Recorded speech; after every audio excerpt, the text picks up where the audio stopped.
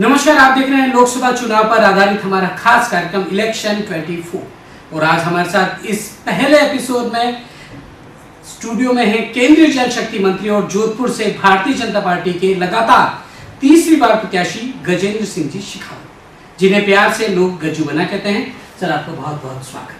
नमस्कार, आपका बहुत सारा धन्यवाद। सबसे पहला सवाल सर, तीसरी बार लगातार चुनावी मैदान में है, हैट्रिक बनाने के लिए आप उतरे हैं निश्चित तौर पर। अभी तक के माहौल में आपको क्या लग रहा है? आप जनता के बीच जा रहे हैं, हालांकि जाते रहे, लेकिन चुनावी माहौल में क्या लग रहा है? देखिए, केवल जोधपुर में नहीं, राजस्थान में और सर्वदूर भारत में देश इस विश्वास के साथ में कि यदि भारत को विकसित करना है तो नरेंद्र मोदी ही एकमात्र विकल्प है। पूरा देश नरेंद्र मोदी जी को एक बार पुनः प्रधानमंत्री बनाने के लिए पूरे प्राण प्रण की ऊर्जा से तैयार है, मानस बना चुका है। मैं आपको पिछले 10 वर्ष के पीछे ले जाना चाहता हूँ। 2014 में जब देश में लगातार 30 साल से कोएलिशन गवर्नमेंट्स का ऐसी रवायत और रिवाज था,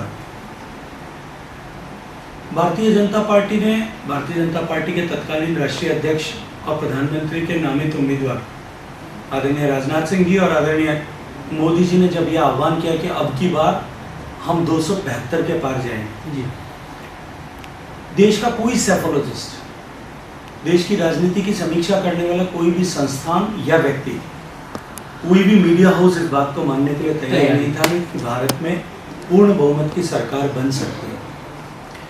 लेकिन जिस तरह की कालरात्रि वो 10 साल का कालखंड था, देश की जनता ने भारतीय जनता पार्टी को विकल्प मानते हुए और नरेंद्र मोदी जी के 14 साल के मुख्यमंत्रित्व काल में किए गए विकास कार्यों पर मुहर लगाते हुए देश और दुनिया को चौंकाते हुए पूर्ण बहुमत की सरकार बनाने का आशीर्वाद प्रदान किया। एक आशा की किरण के रूप में भारतीय जनता पार्टी और नरेंद्र मोदी जी को देखा। 14 से 19 तक जिस तरह से देश की सरकार ने काम किया, विभिन्न योजनाओं को धरातल पर उतारने के लिए गवर्नेंस फॉर्मूला को बदला, 100% सैचुरेशन के फॉर्मूले के साथ देश में पहली बार काम प्रारंभ हुआ। गरीब के जीवन में परिवर्तन लाने के लिए नई योजनाएं बनाई गई और उनको धरातल पर सफलता के साथ उतारा गया। देश की सीमाओं को सुरक्षित किया गया। सीमाओं को कमजोर करने के लिए, देश में आंतरिक शांति को बिगाड़ने के लिए होने वाली आतंकवादी घटनाओं का कठोरता के साथ दमन भी किया और देश के बाहर ऐसी गतिविधियों को हम स्वीकार नहीं करेंगे, ये स्पष्ट संदेश सर्जिकल स्ट्राइक, एयर स्ट्राइक से दिया। देश को भरोसा और विश्वास हुआ। 2019 के चुनाव में देश ने, जब भारतीय जनता पार्टी के तत्कालीन राष्ट्रीय अध्यक्ष आदरणीय अमित शाह जी ने और प्रधानमंत्री जी ने नारा दिया अब की बार 300 के पार, लोग हंसी उड़ा रहे थे, लेकिन देश की जनता ने विश्वास के ऊपर मतदान करते हुए भारतीय जनता पार्टी को 300 पार जाने का सौभाग्यपूर्ण अवसर दिया। पिछले 5 साल में जिस तरह से शुरुआत के 5 साल के प्रारंभ किए गांवों को संपूर्णता की तरफ ले जाया गया, वहीं दूसरी तरफ देश की अर्थव्यवस्था को उस बड़ी चुनौती के बावजूद भी, जो कोविड के रूप में एक वैश्विक महामारी के रूप में एकाएक उठी थी, उसको हरा कर भी देश की अर्थव्यवस्था को सुदृढ़ किया। दुनिया में सबसे तेज बढ़ने वाली अर्थव्यवस्था बनाया। दुनिया की अर्थव्यवस्थाओं में भारत को फ्रेजाइल 5 से निकाल करके टॉप 5 तक ले जाया गया। अब देश इस विश्वास से लबरेज होकर के कि भारत विकसित हो सकता है और हम 25 साल के इस अमृत काल में भारत को विकसित बना सकते हैं। विकसित भारत की आधारशिला रखने के लिए देश नरेंद्र मोदी को आशीर्वाद देने के लिए तैयार है और मैं पूरे भरोसे के साथ में कह सकता हूं कि जो 400 पार का लक्ष्य तय किया गया है, वो भी देश की जनता के आशीर्वाद से पूरा होगा। माननीय मोदी जी को प्रधानमंत्री बनाने के लिए, प्रचंड बहुमत से बनाने के लिए देश की जनता 400 पार की सशक्त सरकार बनाएगी। राजस्थान में हम 25 सीटों पर जीतेंगे और जोधपुर में भी एक नए इतिहास रचते हुए कमल खिलेगा। एक बार आप पर आते, 92 में आपने जेएनयू छात्र संघ अध्यक्ष आप चुने गए, उसके बाद फिर आपने AVP में काम किया, सीमा जन कल्याण समिति में काम किया, स्वदेशी जागरण मंच में काम किया। 14 में जब पहली बार मौका मिला तो आपने केंद्रीय मंत्री थे उस समय की, चंद्रेश मौर्य को 4 लाख से अधिक मतों से हराया। तो जब पहली बार चुनाव लड़ा तो क्या उम्मीद की थी कि इतना समर्थन मिलेगा लोगों का? देखिए, 2013 के चुनाव में नरेंद्र मोदी जी को देश का प्रधानमंत्री बनाने के लिए एक तूफान खड़ा हो चुका था, और उस तूफान के चलते हुए राजस्थान में 2013 के चुनाव में हमने 163 सीटों का बहुमत प्राप्त किया, और 163 सीटों का मतलब 81.5% सीट्स जीते। इसलिए पूरा भरोसा था कि अब पूरा देश मोदी में हो चुका है, पूरा देश भाजपा को अवसर देने के लिए तैयार है। और जो चुनाव परवान चढ़ा था, ये भरोसा और विश्वास और अधिक सुदृढ़ होता गया था कि इस बार एक नया इतिहास बनने वाला है। और भारतीय जनता पार्टी के कार्यकर्ताओं के प्रचंड परिश्रम से, उनके पुरुषार्थ के आधार पर, और देश की जनता और जोधपुर की जनता, जोधपुर लोकसभा क्षेत्र के मतदाताओं के उस भरोसे के आधार पर इतनी बड़ी उम्मीदवार होने के बावजूद भी हम 4,21,000 से ज़्यादा मतों से विजयी होने में कामयाब हुए, जोधपुर में कमल खिलाने में कामयाब हुए। 19 में आपने पूर्व मुख्यमंत्री के पुत्र को हराया, वो भी टफ रहा था इलेक्शन? निश्चित रूप से चुनाव कठिन था, क्योंकि पूरी राज और राजसत्ता, मुख्यमंत्री जी, उनके सारे मंत्रियों के सारे संतरी अधिकारी, देश भर के, राजस्थान भर के कांग्रेस नेता यहाँ जुटे थे। सरकार के तंत्र का पूरी तरह से दुरुपयोग किया गया था, और क्योंकि हम कुछ ही दिन पहले सत्ता से बाहर हुए थे, लेकिन भारतीय जनता पार्टी के कार्यकर्ताओं के मनोबल की ताकत, भारतीय जनता पार्टी के कार्यकर्ताओं का पुरुषार्थ और ये संकल्प कि हमें नरेंद्र मोदी जी को प्रधानमंत्री बनाने के लिए राजस्थान में 25 कमल खिलाने, एक बार फिर राजस्थान की जनता ने जिस तरह से आशीर्वाद दिया और जोधपुर लोकसभा क्षेत्र के मतदाताओं ने जिस तरह से आशीर्वाद दिया, भारतीय जनता पार्टी के देवतुल्य कार्यकर्ताओं के पुरुषार्थ के आधार पर हम फिर लगभग 3.25 लाख वोटों से नरेंद्र मोदी जी को प्रधानमंत्री बनाने के लिए एक बड़ा कमल जोधपुर से खिलाने में कामयाब। आपको एक बड़ा महत्वपूर्ण मंत्रालय मिला, 32 विभागों से मिलकर केंद्रीय जल शक्ति मंत्री आप बनाए गए, जो मोदी जी ने निश्चित रूप से एक बड़ा दायित्व दिया। आपको लगा कि आपने उसको कर लिया, या कहीं जो कुछ रह गई कमियां उसको आने वाले समय में पूरा करने का ऐसा कोई विचार? देखिए, माननीय मोदी जी के नेतृत्व में भारत को विकसित भारत बनाने की दिशा में आगे चल पड़े, और भारत के प्रधानमंत्री आदरणीय मोदी जी का जो विजन है, जो दूरदृष्टि, वो ये जानते थे कि देश को विकसित करने के लिए पानी की निर्बाध आपूर्ति सबसे बड़ी चुनौती भी है और आवश्यकता भी। पूरी दुनिया में पानी की उपलब्धता आने वाले समय के लिए चुनौती और चिंता का विषय है, लेकिन हमारी चिंता बड़ी है, क्योंकि हमारी आबादी दुनिया में सबसे ज़्यादा है। हमारी नदियां जो हैं वो अधिकांश मानसून फेड हैं। हमारी भूगर्भ जल पर निर्भरता सबसे ज़्यादा है। हमारे देश में दुनिया का सबसे तेज से अर्बनाइजेशन हो रहा है, शहरीकरण हो रहा है। हमारे देश में अर्थव्यवस्था दुनिया में सबसे तेजी से बढ़ रही है। इन सब के चलते हुए, और जिस तरह से जियो स्पेशियल वेरिएशन देश में है, अलग अलग तरह के भौगोलिक परिस्थिति वाले क्षेत्र हैं। एक तरफ कुछ हिस्सा है जहाँ हर साल बाढ़ आती है, कुछ हिस्सा ऐसा है राजस्थान जैसा जहाँ हर साल सूखा पड़ता है। ऐसे में पानी का संकट और चुनौती बहुत बड़ी होगी, इसीलिए ये एकीकृत मंत्रालय, इंटीग्रेटेड मिनिस्ट्री जल शक्ति के नाम से बनाई गई। विभिन्न तरह के दायित्व दिए गए। देश का सबसे बड़ा एक्वीफर मैपिंग प्रोग्राम, दुनिया का सबसे बड़ा एक्वीफर मैपिंग प्रोग्राम कि जमीन के भीतर की एक्वीफर्स की पोजीशन क्या है, वो हमने सफलता के साथ पूरा किया। 25 लाख स्क्वायर किलोमीटर की मैपिंग की। दुनिया का सबसे बड़ा डैम रिहेबिलिटेशन प्रोग्राम हमने किया। दुनिया का एक बड़ा रिवर रिजुविनेशन प्रोग्राम हमने गंगा नदी की शुद्धता और अन्य नदियों की शुद्धता, गंगा नदी की सहायक नदियों की अविरलता और निर्मलता के लिए किया, जिसको यूनाइटेड नेशंस ने भी टॉप 10 रिजुविनेशन प्रोग्राम में सम्मिलित किया। हमने दुनिया का सबसे बड़ा पार्टिसिपेटरी वाटर मैनेजमेंट इनिशिएटिव प्रारंभ किया। हमने दुनिया का सबसे बड़ा ड्रिंकिंग वाटर प्रोग्राम प्रारंभ किया और मैं प्रसन्नता के साथ में कह सकता हूं कि इन सभी क्षेत्रों में हमने अभूतपूर्व प्रगति की। जहां तक पीने के पानी का विषय है, जल शक्ति मंत्रालय के इनिशिएटिव, माननीय प्रधानमंत्री जी के मार्गदर्शन और उनकी ड्राइविंग फोर्स के चलते हुए जो शुरुआत के समय में 2019 में हम 16% के आंकड़े पर थे, जो 16% पहुंचने में देश को 72 साल लगे थे। केंद्र की सरकारों ने, राज्य सरकारों ने, स्थानीय सरकारों ने जो प्रयत्न किए थे, उनके चलते हुए मात्र 3 करोड़ 23 लाख घरों तक पीने का पानी पहुंच पाया था, कुल 19 करोड़ 40 लाख घरों में से।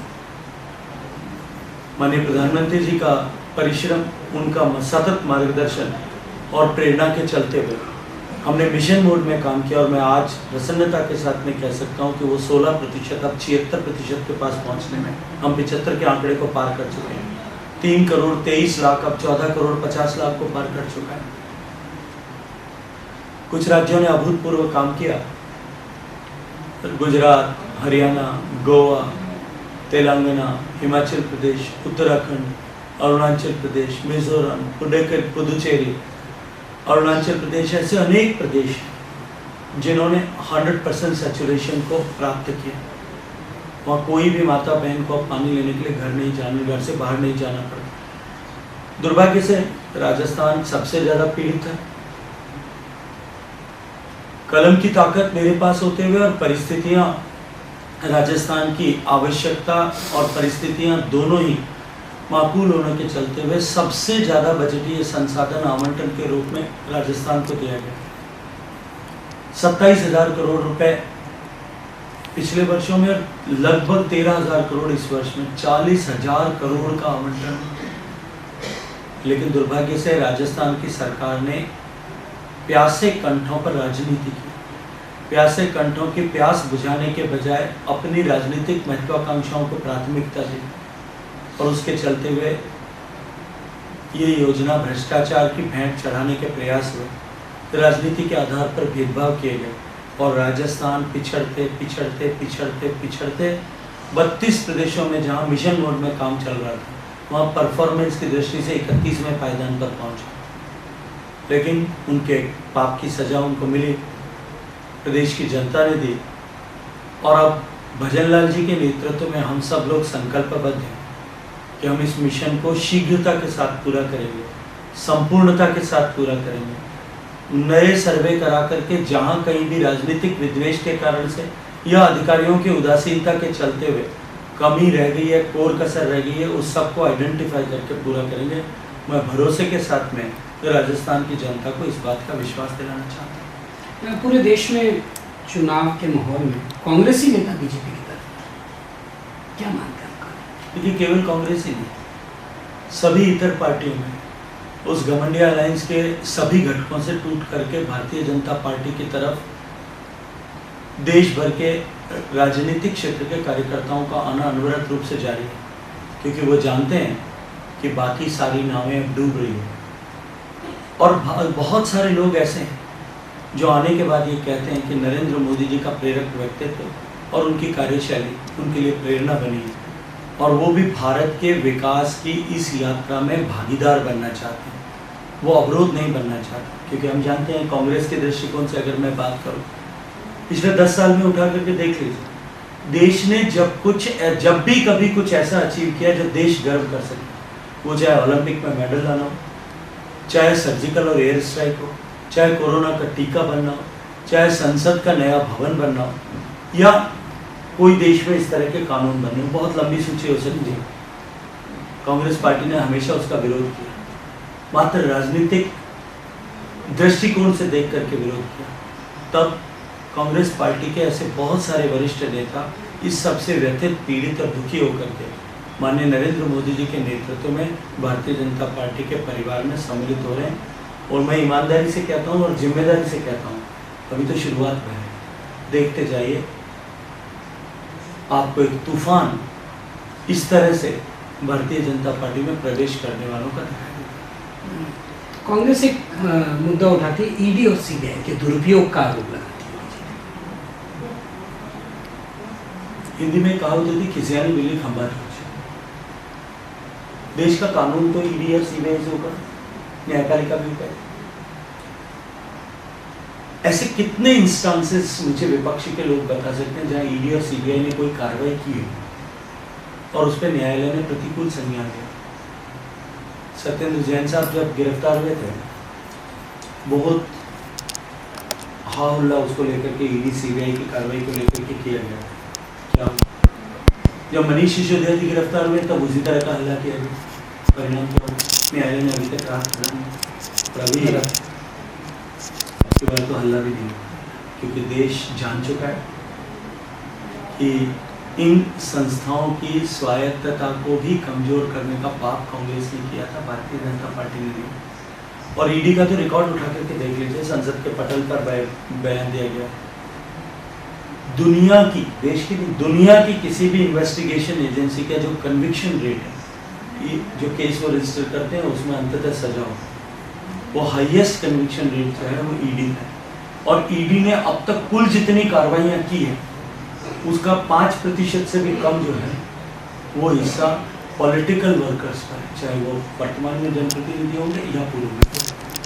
इसलिए ऐसे लोग जिन्होंने भ्रष्टाचार किया है, देखिए हमारी जीरो टॉलरेंस की नीति है, माननीय मोदी जी का संकल्प है कि भ्रष्टाचार मुक्त देश हो, तो उनको तो, ऐसे भ्रष्टाचारियों को तो भगवान ही बचा सकता है। जोधपुर की बात करते हैं, जो प्रत्याशी आपके सामने, वो एक अपने कैंपेन में एक मुद्दा चला रहे हैं कि बाहरी है शेखावत साहब। हाँ, उनसे पूछिएगा अगर आपको अवसर मिले, और मिल ही जाएगा, कि वैभव गहलोत साहब जो है वो कितना लोकल है, और वो वोकल फॉर लोकल जो है वो पाली में क्यों नहीं, वो जालोर में क्यों नहीं, वो वायनाड में क्यों नहीं, वो वोकल फॉर लोकल उनको यहीं क्यों याद आ रहा है।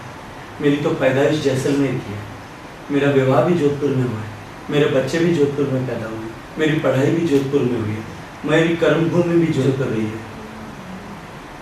ये जो क्षेत्रवाद के आधार पर देश को बांटने की कांग्रेस की परंपरा है, जो कांग्रेस की मानसिकता है, कभी गरीब अमीर के नाम पे, कभी ऊंच नीच के नाम पे, कभी क्षेत्र के नाम पे, कभी बोली भाषा के नाम पर,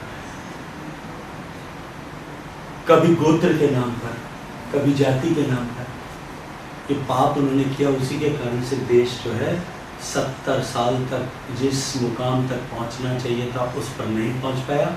उनकी मानसिकता, उनको मुबारक। हमने जोधपुर की सेवा की है, देश की सेवा के संकल्प के साथ में जीवन समर्पित करके खड़े हैं। इसलिए इस तरह के कटाक्षर बाण वो तब बोले जाते हैं जब उनके पास बोलने के लिए कुछ नहीं है। जोधपुर के लिए अभी आप और क्या डेवलपमेंट का क्या देखते हैं, जोधपुर को कहाँ आप पाते हैं और क्या और करना चाहते हैं? देखिए, किसी भी शहर के, किसी भी क्षेत्र के डेवलपमेंट के लिए पहली आवश्यकता होती है इंफ्रास्ट्रक्चर का डेवलपमेंट, जो जोधपुर में सीवियर नहीं भी सकता। मैं जब सांसद बना 2014 में, 16वीं लोकसभा, मुझसे पहले 15 सांसद बने थे, जिसमें से 5 बार माननीय कांग्रेस के प्रत्याशी जी के आका, जिनसे उनकी अभी अभी मोहब्बत हुई है, वरना 2-4 दिन पहले तक तो ट्विटर पे फॉलो भी, एक्स पे फॉलो भी नहीं करते थे। वो 5 बार सांसद रहे, 3 बार केंद्र के मंत्री रहे, 2 बार मुख्यमंत्री रह चुके थे तब तक। राजस्थान की काबीना मंत्री भी रह चुकी थी कांग्रेस पार्टी से। 10 साल तक कांग्रेस का सरकार देश में रह चुकी थी। जोधपुर कहीं भी 4 लेन या 2 लेन पेव्ड शोल्डर एक्सप्रेस जो है हाईवे से नहीं जुड़ा। जोधपुर में इलेक्ट्रिफिकेशन 0 हुआ था रेलवे का। जोधपुर के हवाई अड्डे का विस्तार 35 साल से संघर्ष चल रहा था, नहीं हो पाया। जोधपुर की रिंग रोड नहीं बन पाई। जोधपुर में 70,000 से ज्यादा गरीब पक्के मकान का इंतजार कर रहे हैं। जोधपुर में 1 लाख से ज्यादा लोग गैस के चूल्हे का इंतजार कर रहे हैं। जोधपुर में 1 लाख से भी कहीं ज्यादा लोग शौचालय की सुविधा का इंतजार कर रहे हैं। इंफ्रास्ट्रक्चर और बेसिक कम्युनिटीज से यहाँ के संघर्ष से हम जूझ रहे थे।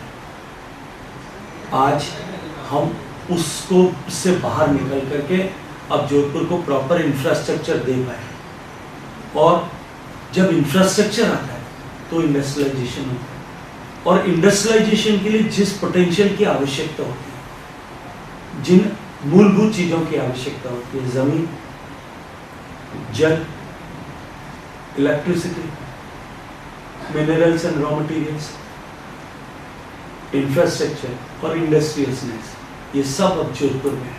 तो जोधपुर का औद्योगिक विकास हो ताकि जोधपुर में नए रोजगार के अवसर लोगों को मिले।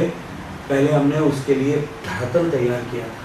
ये 55 साल तक राज करने वाले धरातल नहीं बना पाए थे, उसके कारण से विकास नहीं हो पाया था। निश्चित रूप से जोधपुर मैन्युफैक्चरिंग हब बने, इसके लिए अब प्राथमिकता के साथ में आप काम करें। गजेंद्र सिंह शेखावत के लिए कहा जाता है कि इस समय देश के टॉप 5 नेताओं में, मैं तो ऐसा नहीं ये कहा जाता है कि आने वाले समय के ये बहुत बड़े नेता हैं, मोदी और अमित शाह के बाद आएंगे, और इस बार अगर आप चुनाव जीतेंगे तो लोग कहते हैं कि गृह मंत्री भी बन सकते हैं। देखिए ये वाहियात चीज़ है।